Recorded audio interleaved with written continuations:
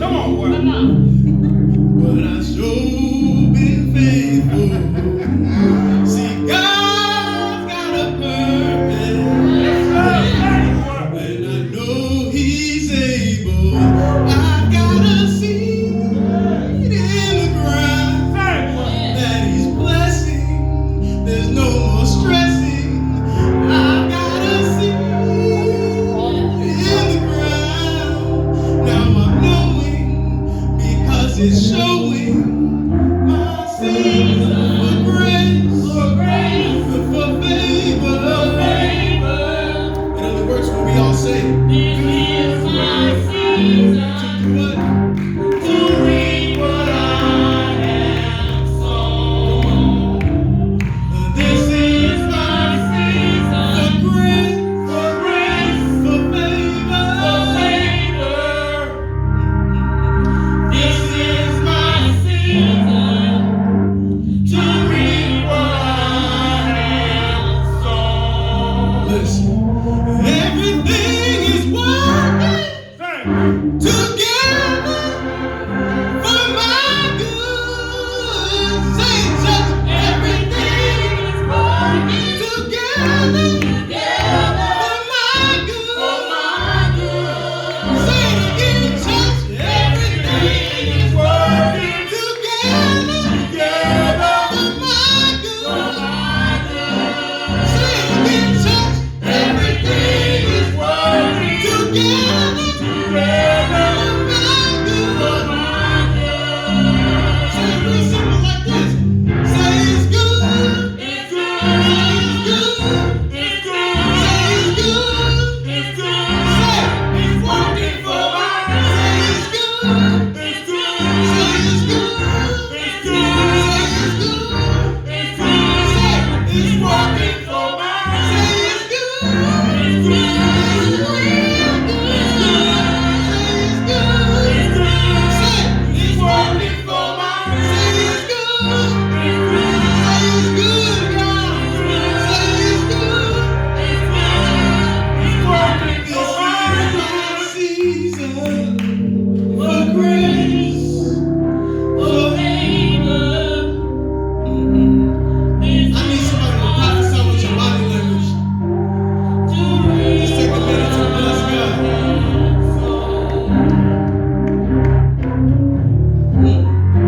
Glory be to God.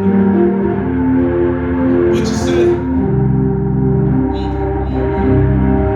I said He's leaning He's leading in my direction. in my Go ahead, direction. prophesy with your body. I said He's leaning He's leading in my direction. in my direction. I said He's leaning He's leading in my direction. in my Come on, direction. y'all. I said He's leaning He's leading in my direction. in my direction. This is my season for grace, for favor. This is my season to reap what I have sown. Glory be to God.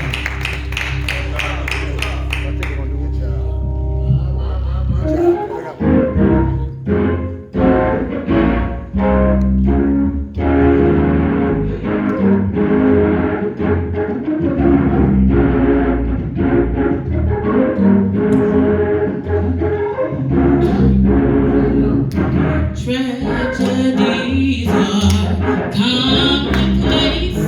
All kinds of diseases. People are slipping away. The economy's down. People can't get enough pay. But as for me, all I can say is thank you, Lord, for all you've done for me.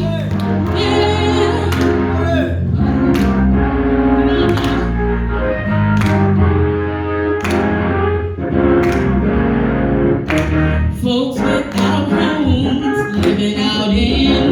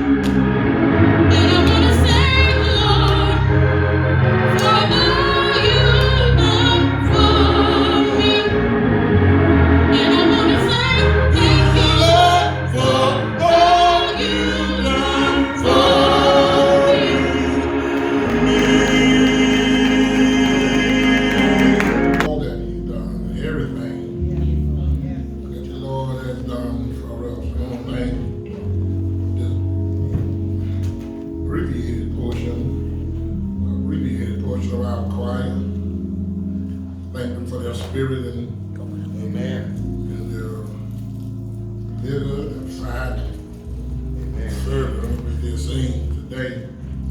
Truly, the Lord is still good in spite of what we are facing. Yes, sir. Yes, sir. Yes, sir. Today, He is still good. Somebody would say that He is great, and He is greatly to be praised. Yes, sir. Yes, sir. Yes, sir.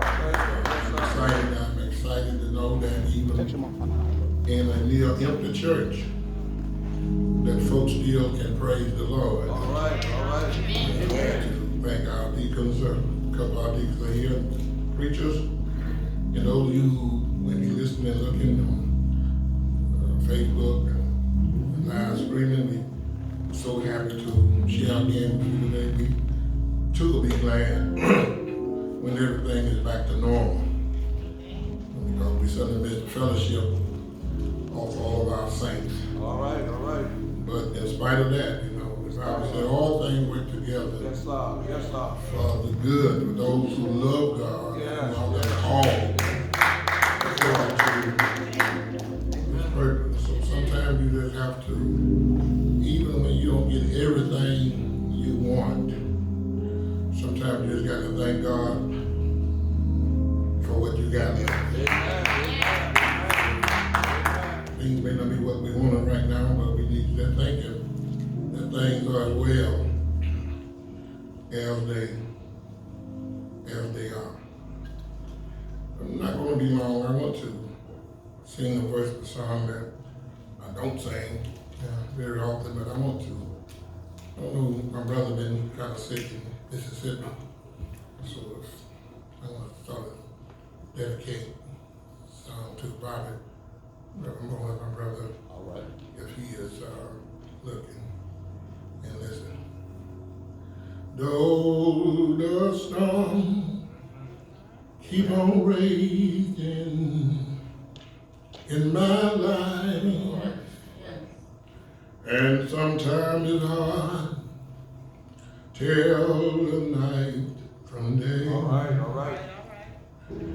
Still that hope that lies within, All right. Yes, sir. that reassures as I keep my eyes upon the distant shore. I know Come on. mean safely to that blessed place He has prepared. And if the storm don't cease, and if the wind keep blowing in my life, my soul has been anchored in the Lord. Though the storm keep on raging in my life, I don't know about you, All right. but sometimes it's hard. Till the night from day. My. Still I hope that lies within that reassurance. As I keep mine eyes upon the distant shore, I know He'll lead me safely to that blessed place He had prepared for me. And if my storm don't cease, and if the wind keep blowing in my life, my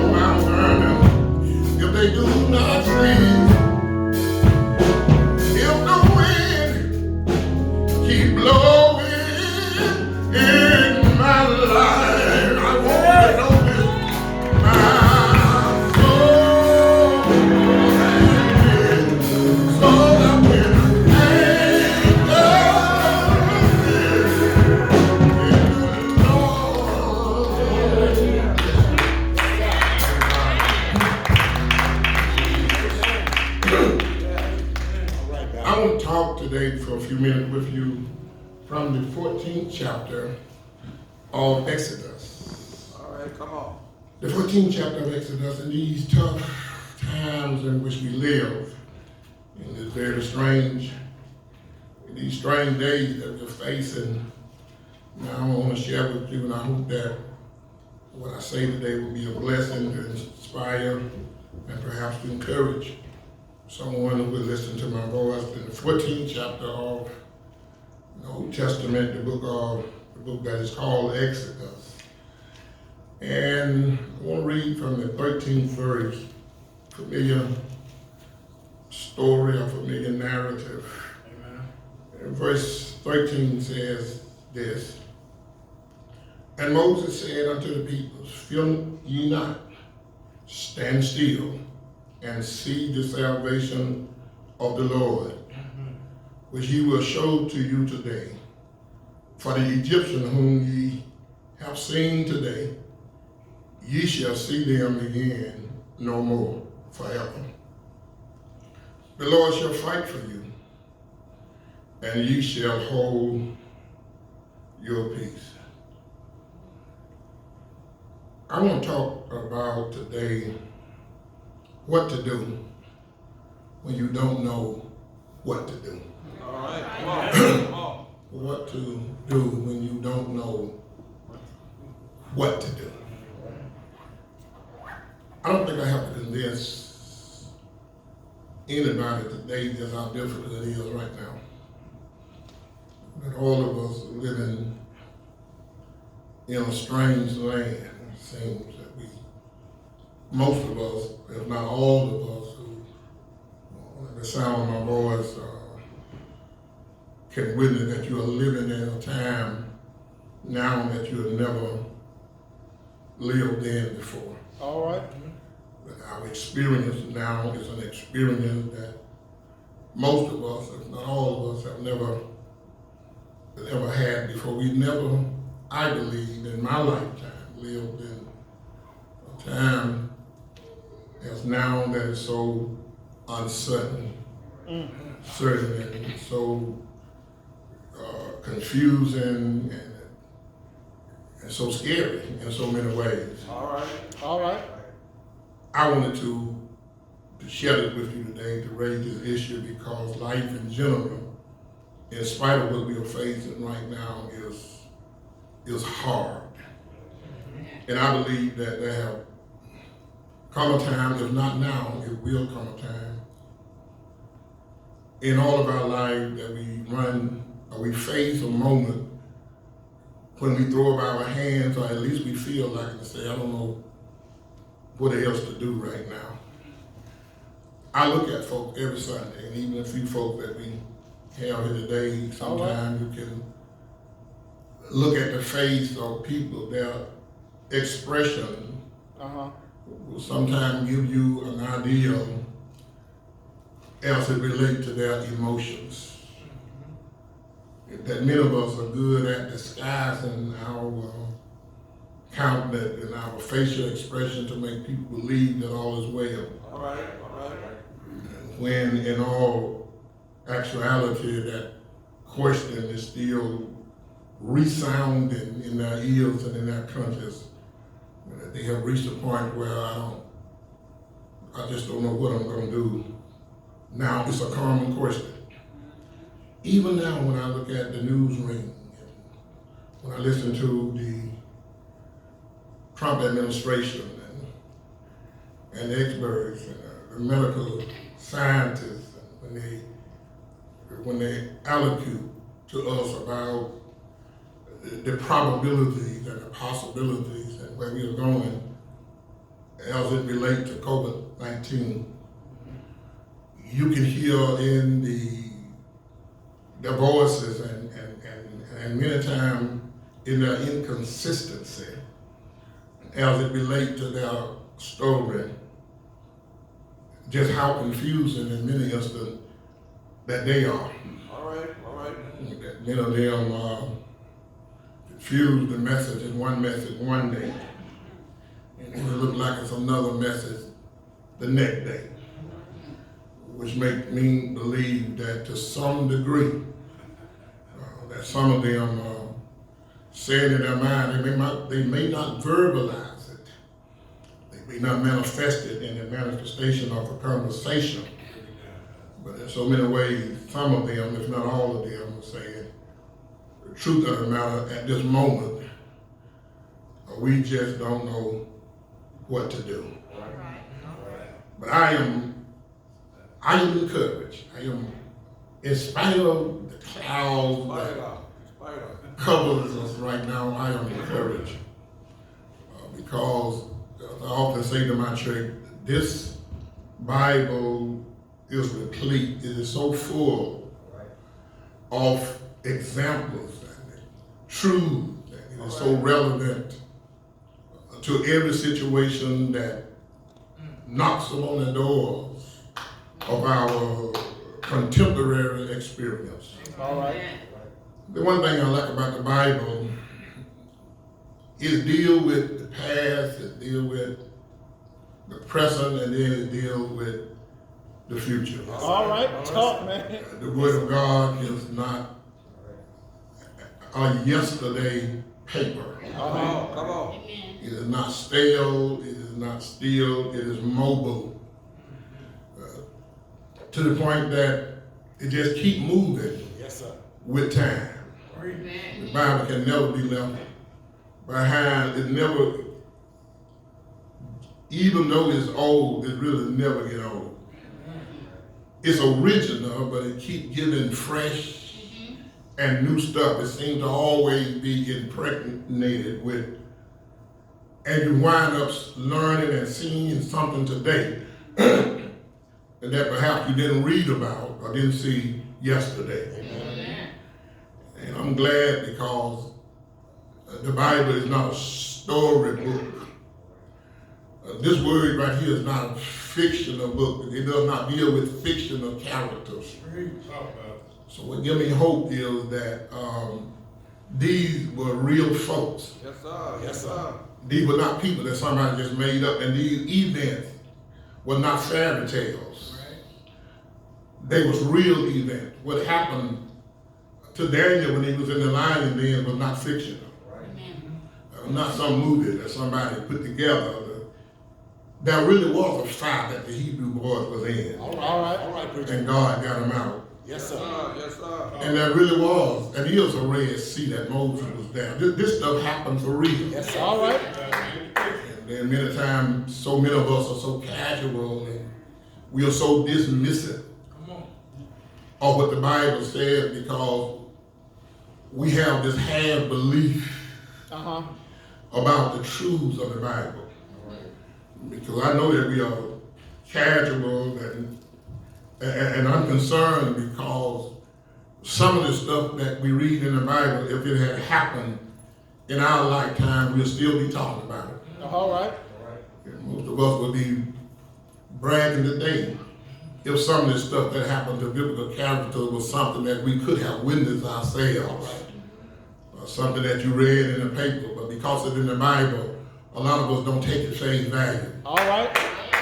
And the reason why some of y'all is about to lose your mind because of what's going on the outside is because you don't pay enough attention to what the Bible says about what God can do. So I am here to suggest to you that the Bible is true. The Word of God is real. Yes, sir. Yes, sir. Yes, sir. This stuff did happen. And God is capable of doing what he did in the days of Moses. It should give you encouragement to know that even though we are in this fix, this mess that we are in right now, that we do have a God. Yes, sir. Who in all actuality, he knows what to do. Yes, sir. Even when the scientists and those of us who believe ourselves to be smart and to be studious and geniuses, that we have a God, even though we don't know what to do. All right. That we got a God who knows what to do. All right. even when you don't know what to Yes, do. sir. Yes, sir. Because if you really tell the truth, I think I just preach in a house. This is not the first time that most of us have got to a point where we didn't just know what to do. All right. All right. I looked at this and I investigated. Matter of fact, I interrogated this passage of scripture. I looked at it this week, and I was able to interrogate it to a point where I believe that God wanted me today to share with you this message. Yes, sir. Yes, sir. About what to do. Yes, sir. Because it makes sense, you know, Come on. to that if you're going to emulate or pattern yourselves after somebody that you want to pattern yourself who has experience in the past, that it should be somebody who had a success story. All right. All right. You know, those of us who want to be successful in our life, we don't aspire to be like somebody who didn't do nothing. All right. No, we want to be like somebody that had a successful career. Yes, sir. That's why everybody want to be like Mike. All right. Folk don't want to be like Mike because he was a bad basketball player. They want to be like him because he's a good basketball player. Yeah. All right. And so it is a success story that we aspire to emulate. And so when I look at this and at what started out with Moses and God's people to have been a disaster, and it ended up being a success. All right. Amen. They started out with a lot of trouble and with uncertainty, but they ended up with a praise and a worship and thanking God for what God had brought them through. So if God is the same God now as he was then I submit to you today rather, that even though you might be at home pacing and slow, maybe you stayed up all night last night, and maybe even right now you're looking out the door or the window trying to figure out what to do next. All right. But I'm here to tell you, even when you don't know what you're going to do, God knows what he's going to do. And I want to look at what Moses did in this success story. Y'all pray with me on that. Come on. The Bible said that they had left Egypt, the Exodus was in progress, and they had made it to the Red Sea after they had gone through all of the other stuff that they had gone through. And when they got there, they was trapped between mountain, desert, the Red Sea, and Pharaoh's army. All right. Yes. And I wanted to share it with you because that's how many of us feel today. Some of y'all right now feel boxed in. You feel trapped. You know, some of y'all feel like that before the COVID-19. Come on. Feel trapped and feel like there's no way to go, that you got nowhere else, there's no answer, there's no solution. You have exhausted every avenue, Yes, sir. Yes, sir. every possibility, and everything you tried come to no avail. Yes. But I want to talk about what Moses did. Yes, sir. And let's see, can we implement Come on. this in our own experience so that we'll be able to move on and look back over our lives All right. as Moses and the children at the Red Sea did. Let's look what Moses did in order to be successful in his effort to come out on the other side. The Bible said, Moses said unto them, stand still. And so the first thing I want you to do as you listen today in these terrible times is to wait. Yeah. In other words, he said, pause. He told them, said, stand still, because they was complaining about being tricked All right. into the wilderness and into the desert. And many of them were talking about going back, saying we should have stayed in Egypt. Yeah. So at least if we died in Egypt, we'll have been properly buried. But now we're going to die in the desert. All right. He said, Moses, you should have just let us alone. You should have just let us stay where we were. And Moses said, stand still. He looked at them and said, chill. Come on. He said, calm down, man. You know, take it easy. All right. Don't panic. And that's what I tell you today. Don't panic. Come on. Take a chill pill. So don't lose. They say, wait, before you make some bad decisions. Because in many instances, there are some people in bad situations, they wind up making bad decisions. All right. And so I'm here to tell you today that Moses told Israel, be cool. All right. Calm down. He told them, Paul, he said, wait. He said, wait when you can't move too soon. You can't move too quick. You need to wait and just see what the Lord gonna do. And because when you wait, it gives you an opportunity to reminisce. It's hard to think while you're running. All right. Sometimes you have to stop and stand still to think about it. And so Moses said, listen, wait, have y'all forgotten? All right. Have y'all already forgotten in the desert before we got to this point? Have you forgotten about the 10 plagues that God inflicted on Egypt? Yeah. Have you forgotten? Come on. That when you were hungry, he rained bread. Have you forgotten that he protected you all of this time, all the stuff that you have gone through?